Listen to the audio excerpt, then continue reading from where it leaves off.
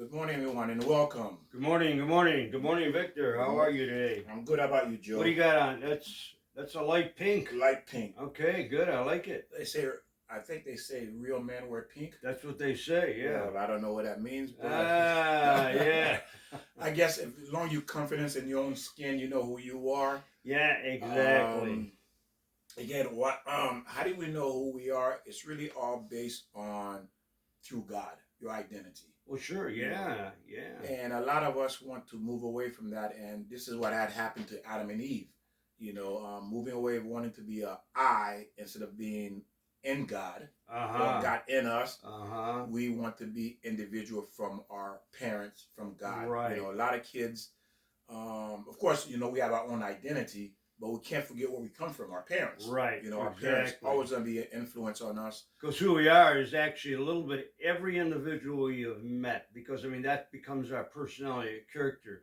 When you're a child, even when you're looking up like this, you're absorbing what that person, if it's your parents or a stranger, what they're doing. Do you ever see a baby look at you and you, what are you looking at? You almost, you don't say that, but the child, the baby, at any time you're absorbing, and then naturally when you get older, if you have teachers and peers, then all that becomes part of you, and that's why we all have different personalities, because every individual you've met, I met different people, and even if you have a twin brother or twin sibling, you still maybe in the first 12 years or whatever, 6 years you meet the same people, but after that, when you go to school, you have different teachers, different peers, different people you run into. So that's how I think that how we become, get our personality and character. Well, it's a lifelong of development, whether we learn good or bad. Right. We're constantly learning.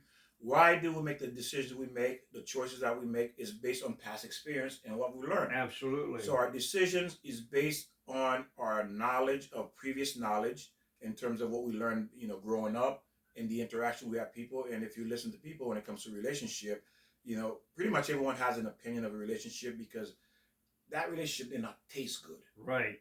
It wasn't good, for 15, 20 years of a struggle. And now we're to a point where we just basically kind of want to give up on the relationship. Yeah, a lot of us do. And that's what's happening, right? Divorce.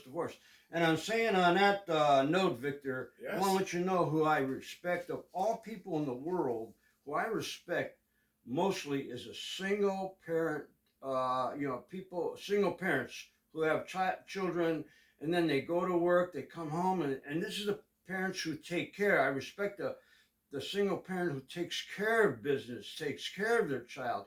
I know some parents who have 3 different jobs. They might go to work during their from 8 to 4 or whatever. Then they maybe come home, whatever they do, and they go to another job for a couple hours. And then on the weekends, they'll do something, landscape.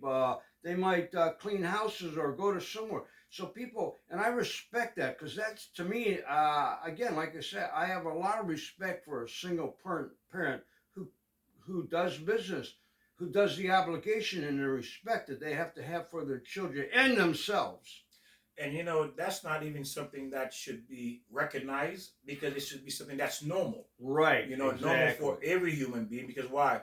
Doesn't the animals take care of their siblings? Right, exactly. Do we say I have respect for the animal who take care of the cubs? Right. Hey, lion, I respect you for taking care of your cubs. Right.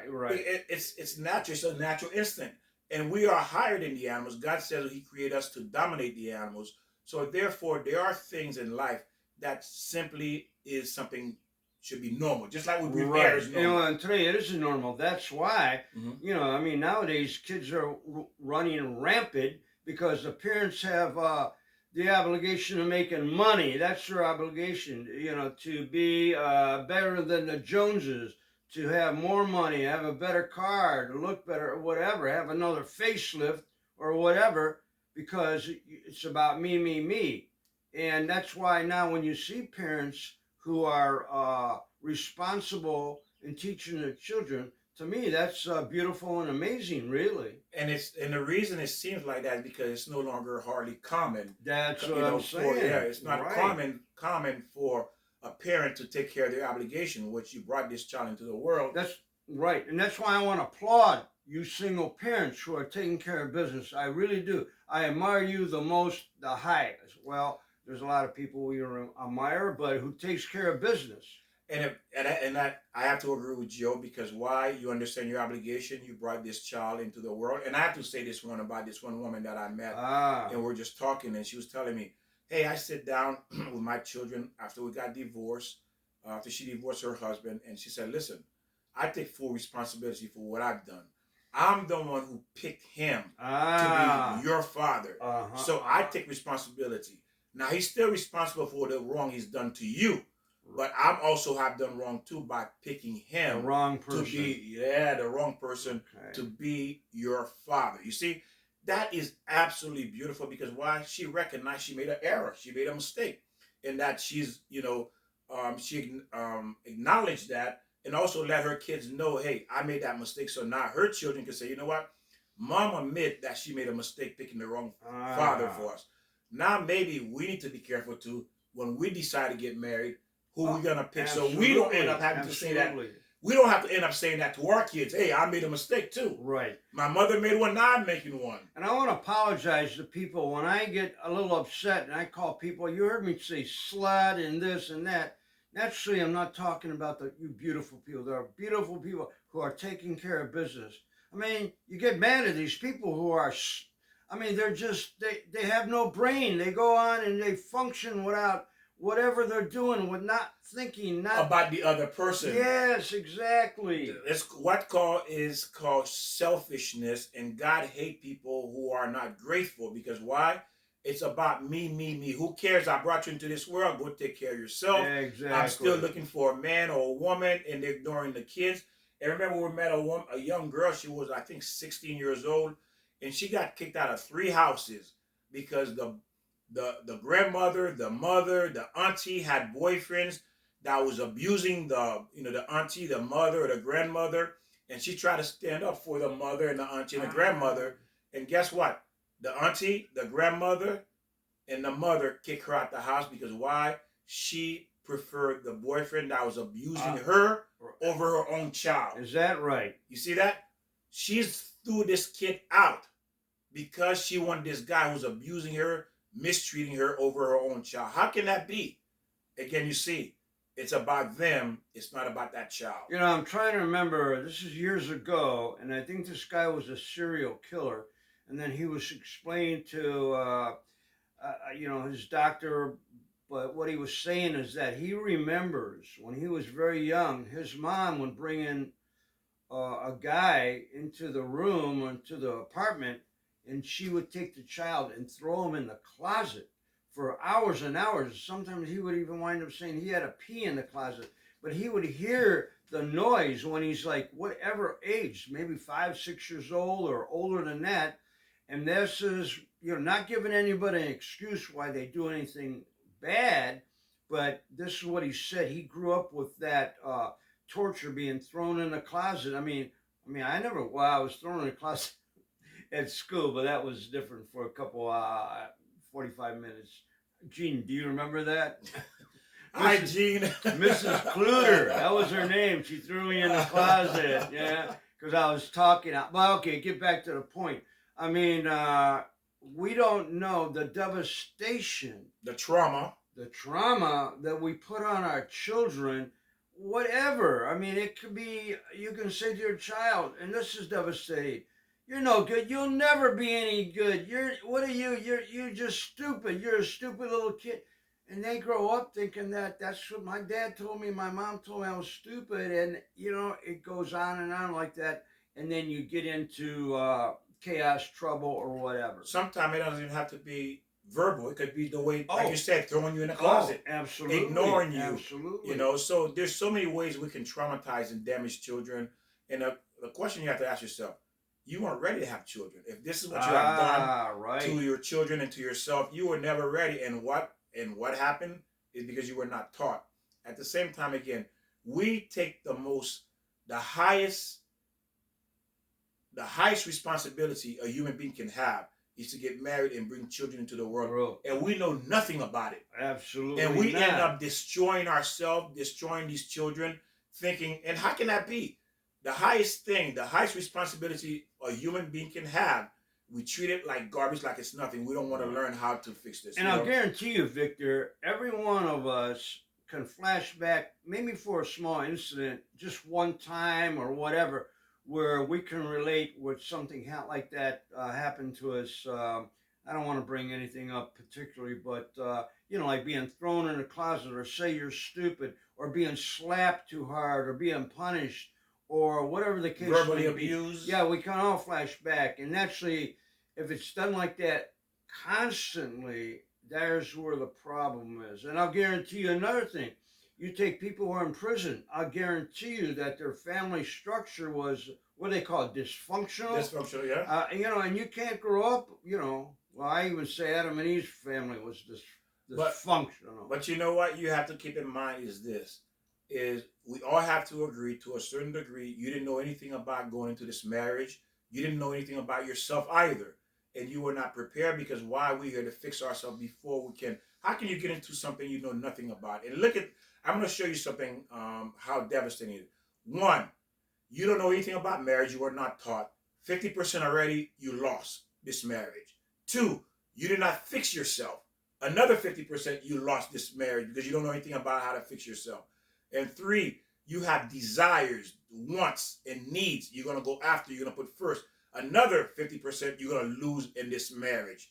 And four, you were raised, like you said, dysfunctional in a dysfunctional home. So that means you have 200% dysfunctional in your life already, you're starting off with. How is it you're going to succeed in a marriage? And I think two things are predominant here is, first of all, like you say, we're not taught, and we're so young when we get married. I mean, we say this over and over again, we don't even know ourselves, so we go out and we get married. We're not taught about marriage and what's the right thing to do, and we're so young. Again, one more time, we don't even know ourselves, so we wind up meeting somebody, and then after 2 years in a marriage, you go, whoa, what did I marry? I don't remember marrying this type of guy or a woman. And then, so just to say as well, to piggyback on what Joe says, that we're not here to beat up on anyone. Again, we're not here. We're here to show you and teach you the truth, to wake up. Who's going to benefit from this? When you go to learn something, who's actually benefiting from the learning? You are. Yes, right. You become a better human being, a better father, a better mother, and now you can treat your children, who you claim you love so much, better. And who's the what and where and what and who is the blueprint of the right life, the correct life, the beauty of love, the beauty of life? It's the Torah. It's God. We have to start there, or even finish there, or start and finish there. Yeah. Because again, the only way, think about it. Do you really want to live? We were talking about this, I think a couple of days ago. Do you want to leave this world with regret? Like you said, on the last day on your bed, you telling your son, your daughter, I'm sorry, I did this to you, I did that to you. Do you really want to tell them that? Or do you really want to die and not even get a chance to fix what you've done? Right. And this is why I like to, when Joe said, meditate on what you are doing. Look back, reflect to see what you have done wrong to your child, to yourself. And forgive yourself, forgive them. Apologize to your children, to people you have caused harm. And try to fix it. This is what this program is all about. How to fix, and for you to have peace with yourself, knowing you are on the right track and knowing you are doing the right thing. That's what we're doing. We're teaching you to help you to become a better you, to become a better version of yourself, and therefore your children, your friends, your family can see you are a better human being than when you started out. Right, exactly. And that's what I got written down here too. Yeah, like you said, Victor, I'm going to repeat what you said. When we're on our deathbed, don't we ever say, oh, why didn't I do this? I should have done this. Why didn't I do? When right now you got that opportunity to do it. But don't live in the future. Live now. Do it now. Don't think, oh, tomorrow I'll do it. I know there's a lot of things. Right. There's a lot of things we have to prepare for, but do it. There's nothing wrong with being a little selfish.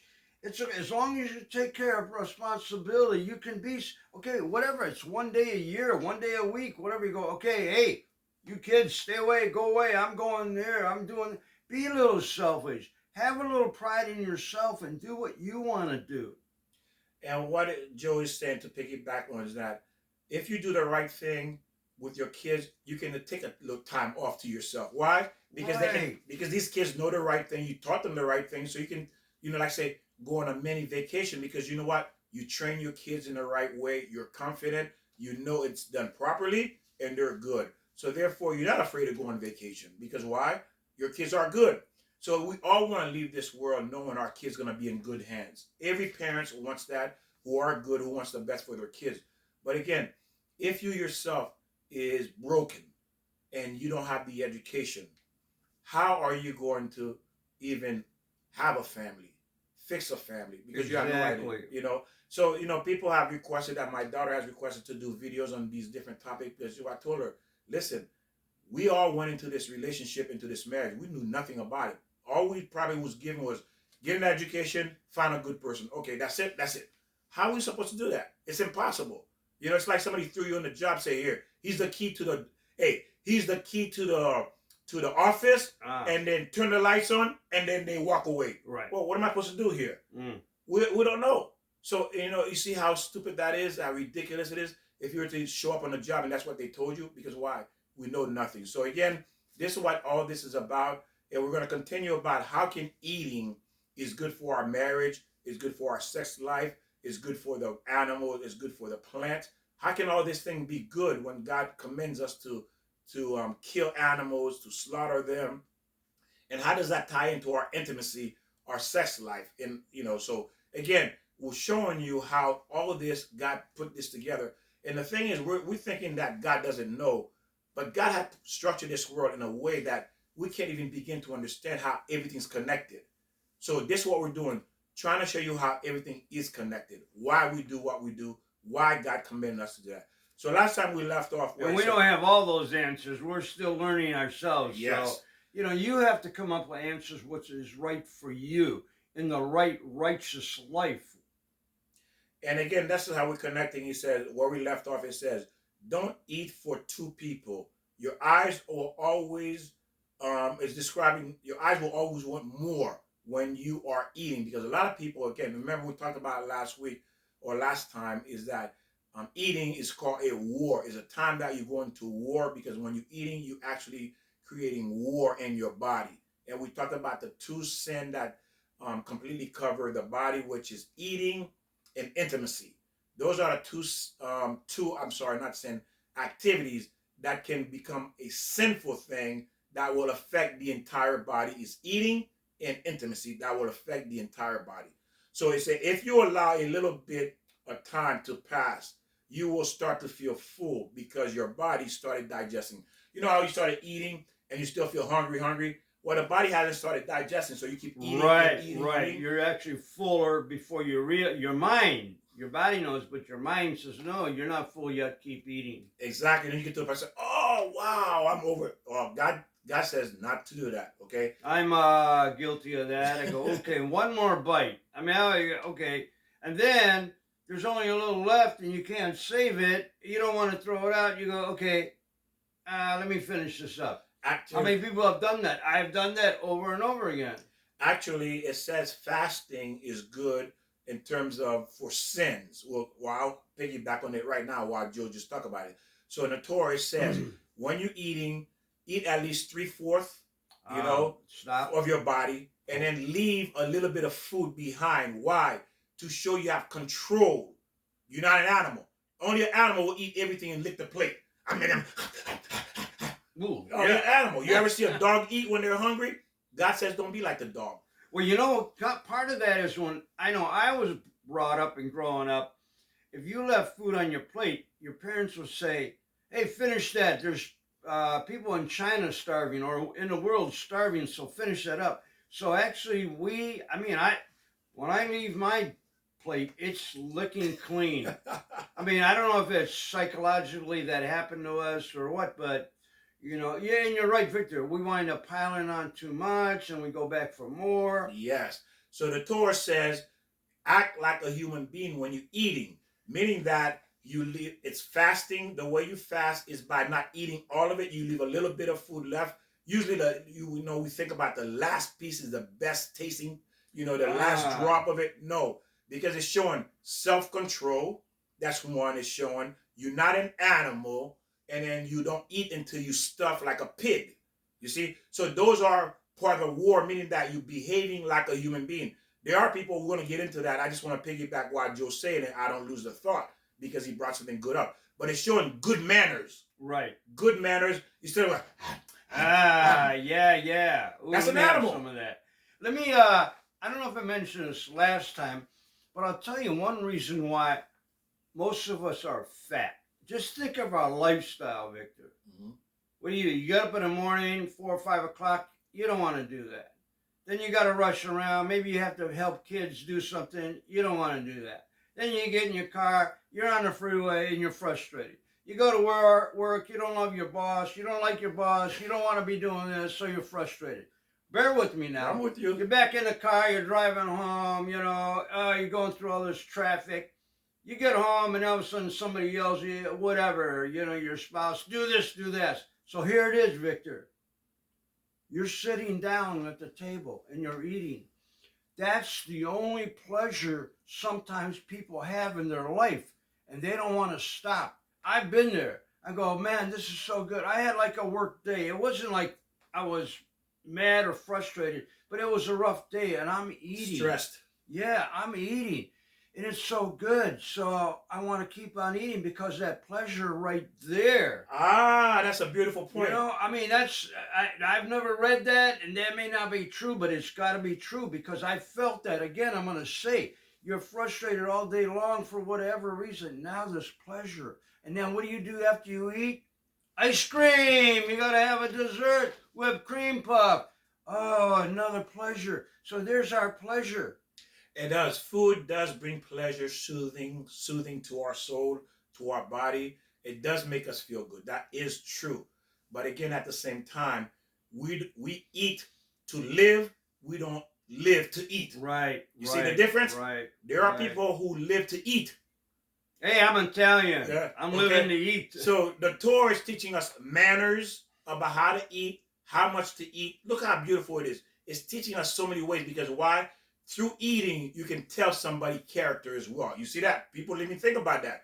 You can look at someone, how they eat, what kind of character they have. So again, the Torah is teaching us so many ways how to protect our health, how to protect our intimacy, how to protect our character, not to be like an animal. So all of this is teaching us how to be a human being. Exactly. Let me say something else about eating.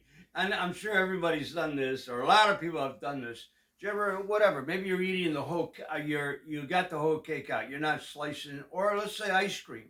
You got a whole gallon here, and you're eating, you go, okay, that's enough. Oh, and then all of a sudden, it's not even. So you go, okay, I have to even this out now. Okay, there's good. Oh, wait a minute, wait a minute. And now you ate the whole thing, or half it, and you go, well, again, there's only a little bit left. I can't save a little bit. So you wind up eating. How many times have we done it? I'm not going to bring you into this, but you told me about ice cream. How much ice cream did you love? I don't mean to embarrass you, but... I was a big sugar person. I mean, ice cream, again, why, like Joe said earlier, is soothing.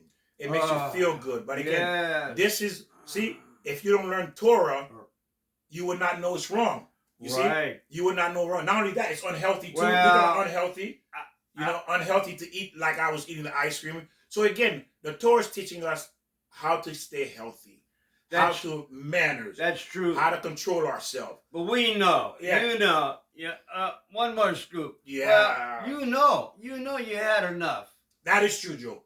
That is true. You do know when it's enough. But again, we don't stop. Why we don't stop? Because we don't have this insight. Because when we have information, say, whoa, it says, no, don't eat the last piece. Show some control. Right. You're not an animal. Right. You're not an animal. Don't lick the plate. Right. Don't lick your finger. Right. You're not an animal. You see those animals? Yeah. That's animals. And we've done that. Oh, a little chocolate. What am I going to do? And what else was I going to say? Wait a minute. I lost my train of thought about eating. Then we say, well, I'll stop tomorrow. We're always doing tomorrow. Well, you know what? It's I won't today. buy anymore. Who says you're going to be here tomorrow? Yeah, exactly. See, don't put things off for tomorrow, because why? God did not promise you tomorrow. God did not promise any human being tomorrow. What He's giving us is today. Well, wait a minute. Now you're just saying you better eat your ice cream now. What? He didn't say you cannot eat, yeah. but He's telling you moderate like a human being. Right, Remember, right, it's called right, eating is called a time of war. Intimacy is called a time of war. We never heard that before. It's wartime when you eat. Intimacy is war. Look what the Torah is teaching us. War. What do you mean war? I'm enjoying this food. Well, your body is, you got good enzymes or a bacteria, bad bacteria. There's enzymes involved. Right. It is a war. I never looked at it that way, and not that I still do. But I mean, right. Once food gets in your system, it has to eliminate all the good things and bad things, and that's like a war. And there you go. See, Joe's already ahead of the game again, because your body's going through this transformation, breaking, tearing things down. So it is a war, but we'll get into it more and more as we continue. And if you don't have the good soldiers in your body, and then what happens? Then you get wrinkles and lose your hair, and get fat and get tired and lose your muscle, lose your bone, and you become dead. So you see now the Torah is concerned about our health, our behavior, our character traits, not to behave like an animal. So let's continue. It does not have to do with you going to be fat. It simply has to do with health. Okay, a person needs to. Another thing is, again, these are different tips. The Rambam given. A person needs to bathe in hot water. It has to do with health benefit. So, okay, see, it's telling you how to keep and maintain this body. Why are we maintaining this body in a healthy way? Because we want it to be around, last long enough to serve our Creator. Well, right, yeah, exactly. And I mentioned this before. One of the greatest gifts God has given us is our body and our mind, and we're destroying it with sugar and drugs and, the bad combination of foods. And it says, always eat when you are seated, not when you are standing or exerting yourself or standing, okay? Always eat when you are seated. Also upset, too. You shouldn't go to the table with your family and start, like, arguing and discussing things that'll raise your whatever, and then you don't digest food. So it should be when you're eating. Actually, well, people have TV on now, and then you start talking about things. It actually should be very calm and almost, I don't want to say eat by yourself, but it should be very calm where you don't upset yourself. This is harmful for the body, and illness will come upon the body when you do standing and when you're exerting yourself while you're eating. It say sleep. A person should never sleep on his back or stomach, only on his side. Left side, you begin with the left side first, and then through the night, and the rest, and on the right side at the end of the night. So a man or a person should sleep on their side. You start with the left side, and then toward the morning side on your right side. It is for a not only health reason for a man, also for his spirituality. You see that? Why? Because it says, and I'll tell you why it's telling you that, because when a man sleeps on his back, on his stomach, most likely it has to do with releasing seed throughout the night. Men have wet dreams. Mm-hmm. That's one of the reasons, because remember, again, sex is spiritually connected. Your seed is the most potent part of a human being, a man's body. It is think about it. How do plants grow? Through their seeds. How do men give life to another life? Their seeds. So your seed is your most valuable part of your man's body. So now they're trying, God, the Torah is trying to protect the men from, releasing seed through the night, like wet dreams, having these type of things. I don't think I've had one in about 60 years or longer. Well, that's good. That's good. But again, the point is you don't want to release that throughout the night. It's forbidden. Remember, this is all Jewish ideology for the man, because you have no control sometimes over that. But it's telling you how to control it too, for it not to happen. Okay, also, what you see throughout the day, if you're staring at women, whatever, that brings that up on yourself as well. So get a picture of your ugly brother and look at him, yeah. So what it's doing, it's teaching you how to minimize that for that not to happen. Okay. So eating food that are laxative,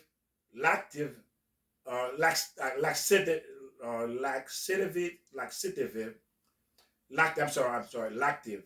Figs, grape, pear, small berries, zucchini, cucumbers, All certain healthy. types. They should be eaten first Oh. at the beginning of the meal. Ah. Okay? So these type of foods should be eaten first if you're going to eat them at the beginning of the meal. Not together with the meal. One should wait until it has descended from the upper stomach and then eat his meal. Victor, that's true as far as certain foods. I can't get into what you should and shouldn't eat before, after, or during, but it is, a lot of foods got to be eaten by themselves or beforehand.